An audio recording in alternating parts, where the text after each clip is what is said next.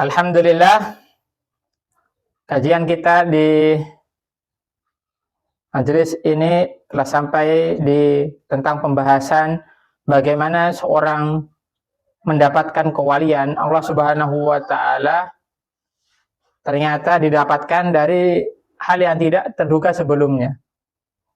Kalau Allah Subhanahu wa taala sudah berkehendak menjadikan hamba tersebut wali, ya maka menjadi wali dengan sesuatu yang sebelumnya tidak terpikirkan. Akan tetapi orang tersebut punya amalan tersendiri yang membuat Allah Subhanahu wa taala ridho. Apa itu? Nah, di sini dikatakan, ya, di lanjutan kitab Fawaidul Muhtarah ini dikatakan bahwa ya, karena di Syekh Abdul Rahman Bajal Haban zaujatun sayyi'atul khulqi wa tarakaha marratan wa kharaja ila al-ghaidah wa wajada fiha rajulaini fataraba subhatuhuma. Jadi ada seseorang syekh, ya, namanya adalah Syekh Abdul Rahman Bajal Haban. Beliau ini mempunyai seorang istri yang jelek akhlaknya. Jadi ada riwayat yang mengatakan beliau itu setiap hari diomelin sama istrinya. Setiap hari istrinya itu ngomel, ya.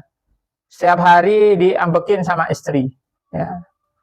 Nah, jangan kalau misalkan diambekin, diomelin istri gimana? Bales, kabur atau gimana? Ya, sabar.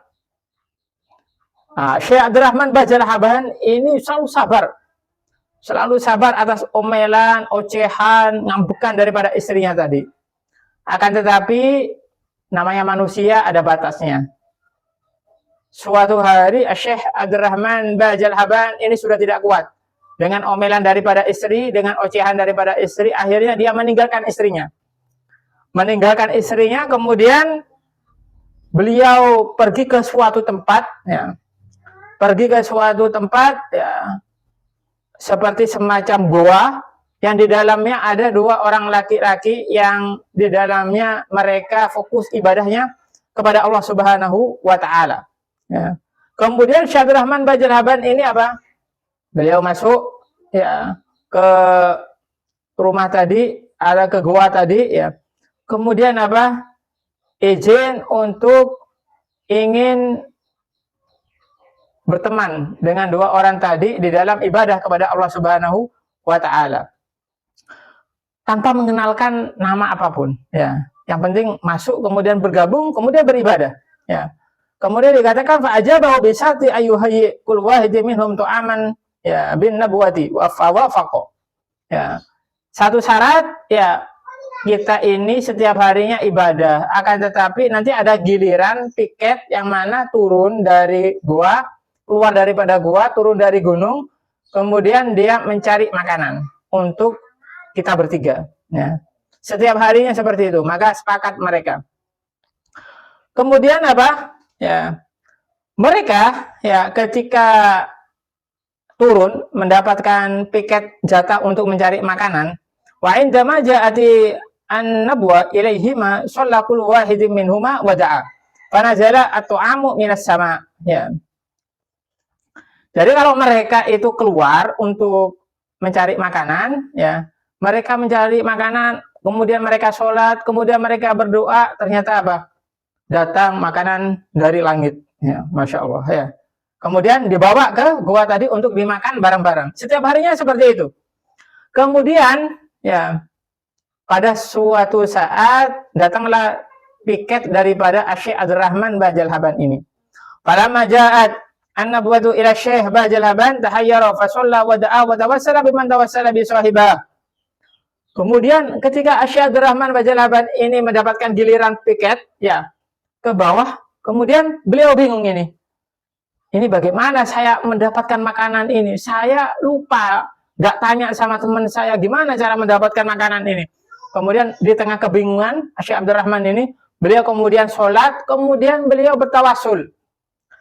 Tapi beliau itu juga bingung, saya itu tawasulnya kepada siapa? Ketika turun, ya, ke bawah gua, ya, bingung, saya ini mau bertawasul kepada siapa? Ya, saya itu lupa, saya tidak bertanya. Mereka itu tawasul sama siapa yang akhirnya mereka mendapatkan makanan dari langit. Kalau mereka tidak bertawasul, nggak mungkin ini. Ya. Kemudian akhirnya jalan pintas, Syekh Abdurrahman Bajalhaban ini akhirnya bertawasul kepada orang yang ditawasuli oleh temannya tadi. Ya Allah, saya bertawasul kepada orang yang ditawasuli dua teman saya. Ya Allah, saya meminta rezeki kepadamu. Ya. Kemudian apa? Akhirnya faja'a tu'amu minas sama'i aksara min tu'ami sahibai. Kemudian akhirnya datanglah turun makanan dari langit lebih banyak daripada yang didapat oleh dua temannya tadi. Ya. Fasa'alahu biman tawassala faqala lahu birhatta tukhbirani biman tawassaltuma faqala tawassalna bi Abdurrahman Bajalhaban kana lahu maqamun 'inda Allah li sabrihi ala su'il hulki zawjati. Kemudian ketika beliau Syekh Abdurrahman Bajalhaban ini mendapatkan makanan yang sangat banyak, kemudian datang ke tempat dua temannya tadi, teman-temannya kaget. Loh, kamu kok dapat makanan yang lebih banyak daripada kita? Caranya bagaimana kamu? Kemudian Syekh Abdurrahman Bajalhaban mengatakan, saya tadi bingung mau nyari makanan gimana. Kemudian akhirnya saya berdoa kepada Allah Ta'ala. Dan saya juga bingung, saya mau tawasul kepada siapa? Kemudian saya akhirnya bertawasul kepada orang yang kalian berdua tawasuli. Akhirnya saya mendapatkan makanan yang banyak ini.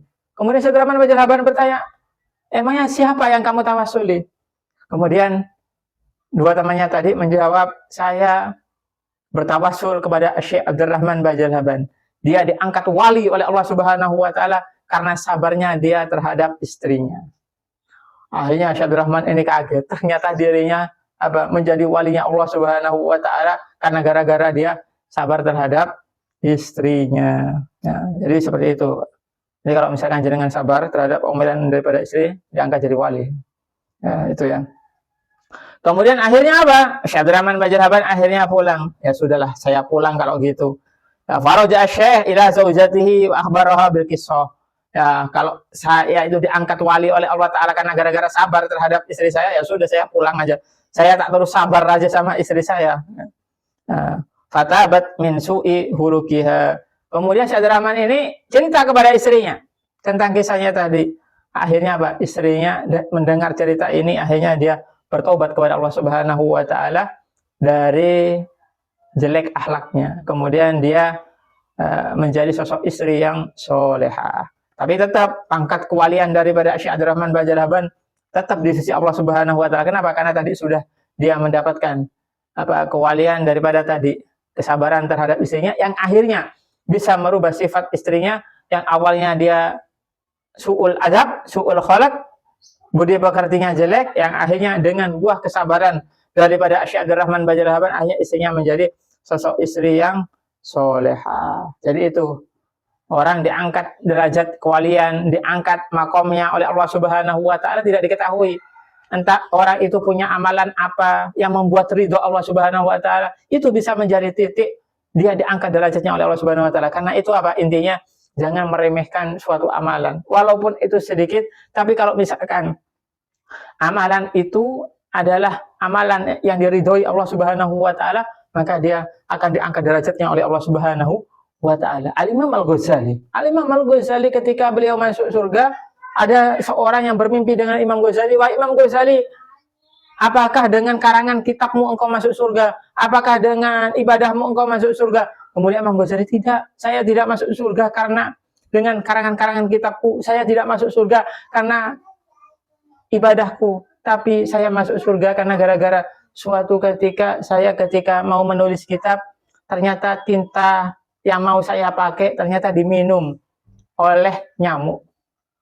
Ya. Kemudian ya nyamuk atau lalat ketika itu. Kemudian saya biarkan sampai dia kenyang. Kemudian setelah kenyang dia terbang lagi. Ya.